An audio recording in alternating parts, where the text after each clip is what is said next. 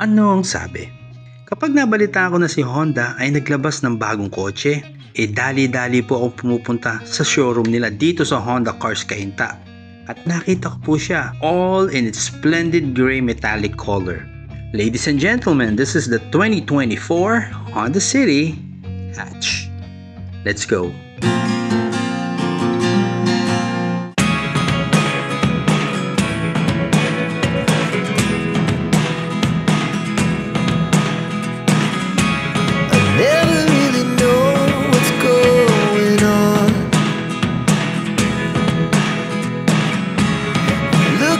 Sometimes like all you want to do is run. Hear me out, hear me out. If all the things you never show, there are the things I want to know. Secrets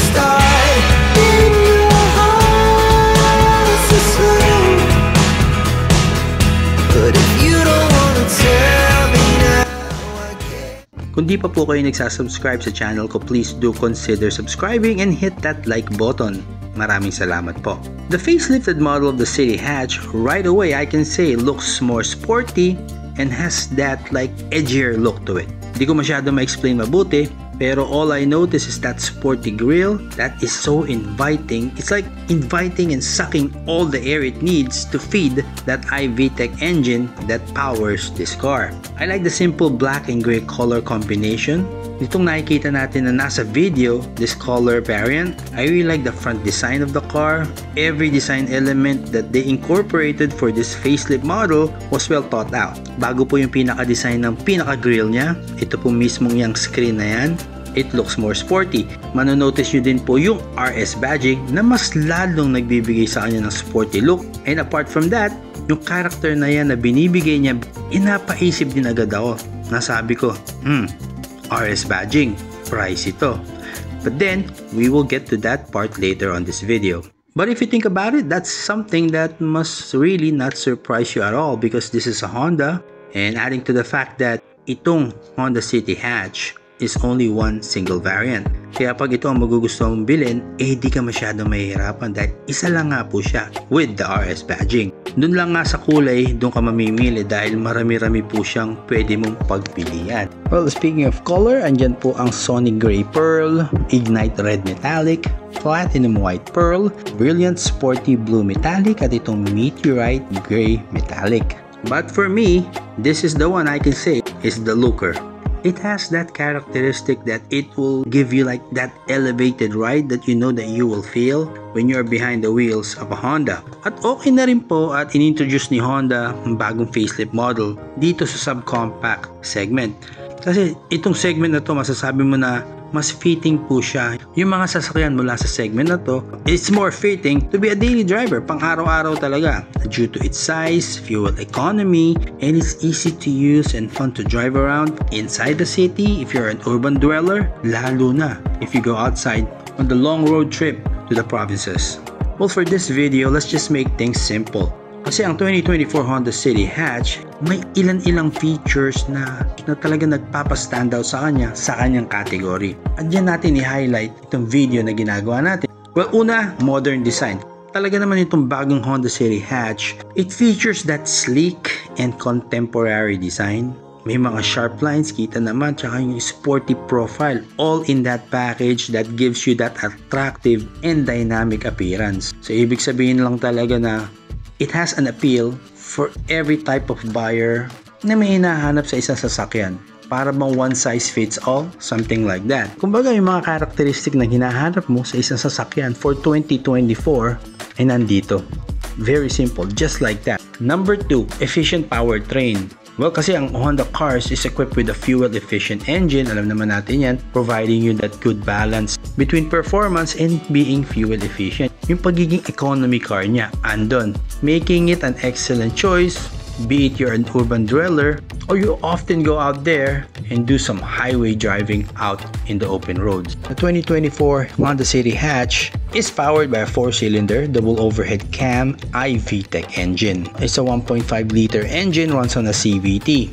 Maximum torque po niya is 145 Nm of torque at 4,300 RPM. Maximum power is 89 PSI at 6,600 RPM. On an average, claim ni Honda around 25 kilometers per liter. I assume talagang lahat ng methods na dapat mong gawin to drive as fuel efficient as possible para makuha mo itong 25 kilometers per liter. Number 3, spacious interior. Well, kahit po maliit lang yung sasakyan na to, itong kotse na to, compact size po kasi siya. It offers a very roomy interior.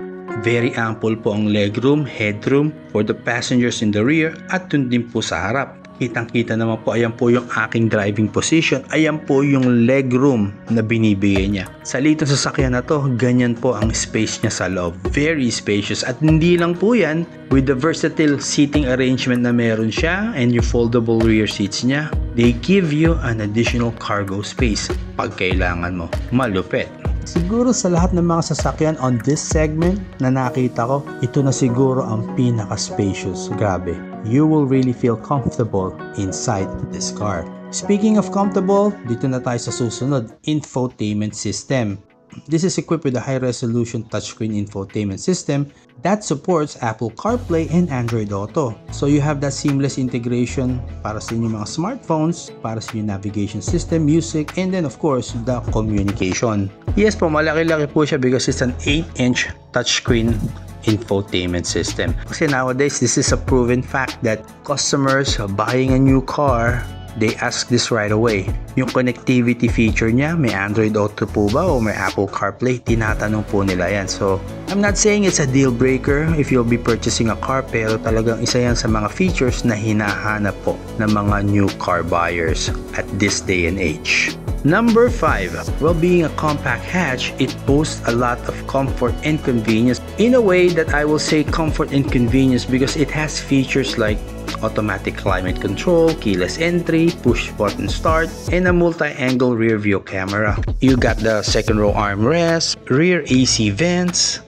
you know, just those simple things like the cup holders, bottle holders, power windows. Those are just basic features, pero pag you add them all together, those just really give you a lot of convenience and comfort. The next one, build quality. Well, this is a Honda, so no one will argue with me that this has amazing build quality. Yung materials na ginamit po, mapa interior, exterior, lalo na po dito sa interior, you will feel that premium feel to it. And most of all, it just gives you that assurance that this has proven build quality to it. So this is a Honda, and apart from that, all of this adds up to that pleasant driving experience. Next up, fuel efficiency. Well, dapat po natin niya i-pinpoint kasi, well, kilala po kasi ang Honda sa kanilang excellent fuel economy numbers. Lalo na po itong Honda City Hatch. Like what I said earlier, designed po siya to be economical, to be a daily driver, making it really cost-effective for you to own. Well, I also like to mention that this has those stylish alloy wheels. I really like it. It enhances the appearance, yung sporty look of this facelift Honda City Hatch. And not only that, they also help in improving the handling and performance of the car. Also, I'd like to mention, mga ilaw po niya kasi is LED, headlights, the daytime running lights, tail lights, it's all in LED. And syempre naman, kita naman po dito sa harap the striking design of those DRLs and those headlights. And as you all know, LED ang lighting, mas improve po ang visibility lalo na sa gabi, and of course, it adds that very modern look. And lastly, at tingin ko ito ang pinaka-importanting upgrade na nangyari sa Honda City Hatch. It has the advanced safety features. This time included na po sa Honda City Hatch for 2024 ang Honda Sensing. This is a big deal. Well, I understand na medyo naging pricey push dahil po sa addition na ginawa ni Honda with adding those Honda Sensing features because this is technology at its best, basically giving you a driving experience that's a lot more safer and comfortable. Kasama po dyan, collision mitigation braking system, adaptive cruise control, yes po. Meron din po siyang lane keep assist system, lead car departure notification system, auto high beam, at ang road departure mitigation. All of these are incorporated within this car so that you feel safer for any road condition that you'll be tackling while driving this car. And mostly, yan na po yung mga bagay na dapat i-highlight natin sa 2024 Honda City Hatch. If you are interested in this amazing car from Honda, please do visit here at Honda Cars Cainta. Dito lang po sila sa Ortigas Avenue Extension. Madali lang po makita. On the right side po sila, on the way to Antipolo. You will not miss it. Maganda po ang showroom nila. Pasyal na po kayo dito at mag-inquire na po. Sa pagtatapos, well, for me, the Honda City Hatch is a very appealing choice, lalo na sa mga compact, very efficient, and well-equipped vehicle from this segment. It has to be on the top or top 2, top 3 of your list when you're looking for a car on this segment. It really looks new. It is a Honda, definitely exciting to drive, exciting to own, and this is a car that you will see yourself smiling, enjoying driving for many years to come. And like what I always say when I do videos about Honda cars, you can never go wrong with a Honda. If you found some value on this video, please do consider subscribing and hit that like button. Maraming salamat po. Drive safe, and I'll see you on the next one.